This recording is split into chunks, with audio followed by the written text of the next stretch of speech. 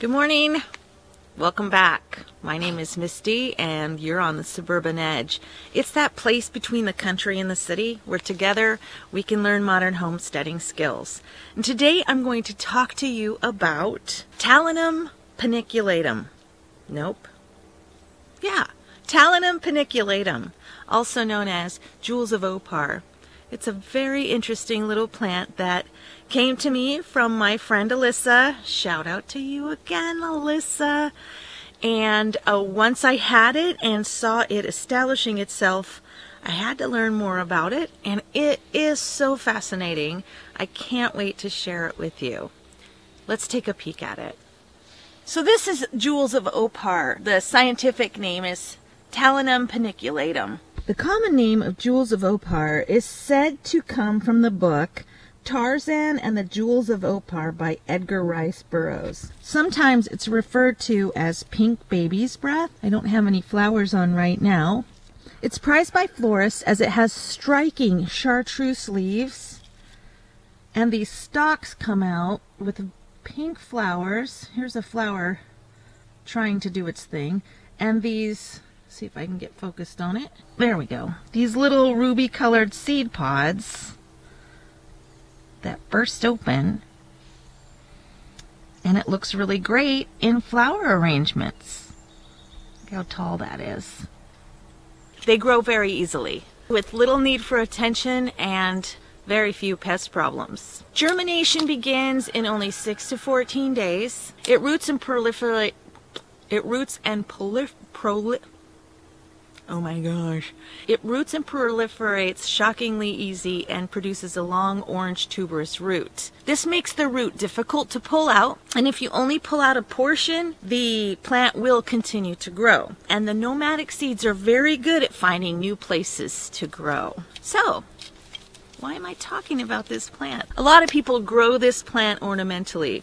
Check out how good it looks in my sunflower bed.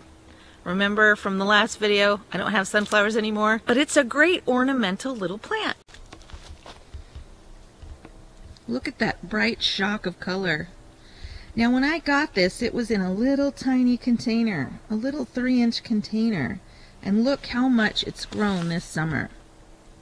A lot of people in the United States grow this plant for floral arrangements, for ornamental beds. I want to tell you, you can eat this plant. It is popular in many countries, including Africa, Cuba, Thailand, Asia in general, and a lot of countries in South America. Food is a good source of calcium, vitamin A, and vitamin C. It's also a great source of omega-3 fatty acids, antioxidants, and is rich in iron and potassium. It has antifungal and antibacterial properties as well. In Thailand, it's used as a medicine. Supposedly, it can be used as an aphrodisiac. It's used to treat pulmonary tuberculosis and coughs in Thailand, supposedly. Additionally, in Chinese medicine, jewels of Opar is called Tu Ren Shen. It's used to treat qi deficiencies by generating fluids, breast milk, menstruation, mucus, and moistening the lungs. So check your qi deficiency. The leaves are the most popular and edible part of the plant. They're similar to spinach and can be used the exact same way. You can use them raw or in sandwich or salad. If you prefer to eat the cooked leaves, you can blanch or stir fry them or use them in soups and stews. I myself will be dehydrating them and using them in my super green powder.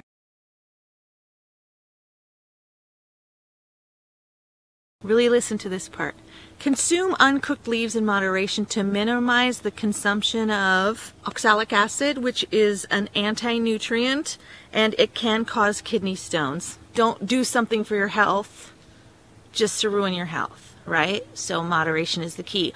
Also, in that same warning vein, consumed in large amounts, this can, in some people, cause vomiting and shortness of breath. So, moderation in all things is a good rule of thumb, but especially here, you can overdo it. Okay, so I'd like to hear from you. Are you interested in jewels of Opar? Would you like to have it in your garden? If so, why? Give me a comment down below. I'd love to interact with you about this. Do you have it in your garden? Do you eat it? What do you do with it? Got any recipes? Hey, let's chat. And, okay, so if you like this content so far, would you just go down there and hit the like button, please? Consider subscribing. It will help my channel grow, and we can learn and grow together. I'd love to have you on my team. Let's talk about how to grow Jewels of Opar. It grows best in a tropical environment. Now, I am in the beautiful Pacific Northwest, and this plant is thriving. One of the reasons I think it's thriving is, in a previous video I mentioned that my soil is right here is sandy. It's almost all sand. And in the bed that it's in, if I put in tons of compost and another garden soil and lots of vitamins and minerals, but underneath that, you know, for 6 inches that I amended, underneath that first 6 inches, it's pure sand. And this plant loves a well-drained soil. So lucky me, I put it in the exact right spot.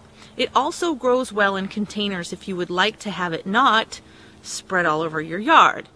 I got space. I don't mind. I think it's beautiful, and also it's a renewable food. It will keep coming back. I'm in 8B, that's my zone, but usually they're found readily in zones 10 and higher. They are a perennial. I do expect this to come back. If not, I probably will plant it. They grow well from seed. Start them indoors in small pots until they harden off, and then bring them out and plant them. But they start very easily from seed. As soon as you transplant them outdoors, make sure they have plenty of water for the first few days. They are a succulent, so once they get established, you should be good to go.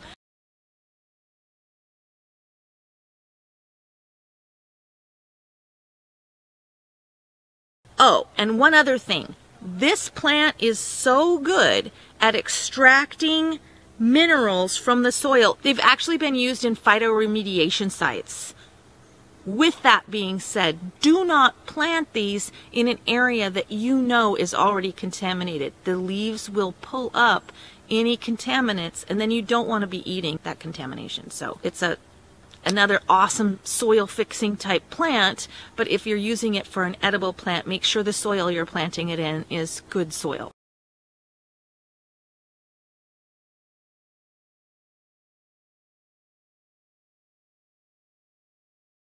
That's it. Information-packed video about Jewels of Opar.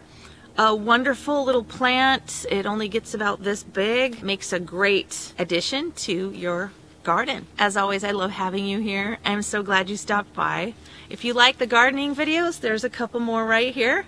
And like I asked earlier, please subscribe. I need you. And thanks for stopping by. Have a wonderful day. God bless.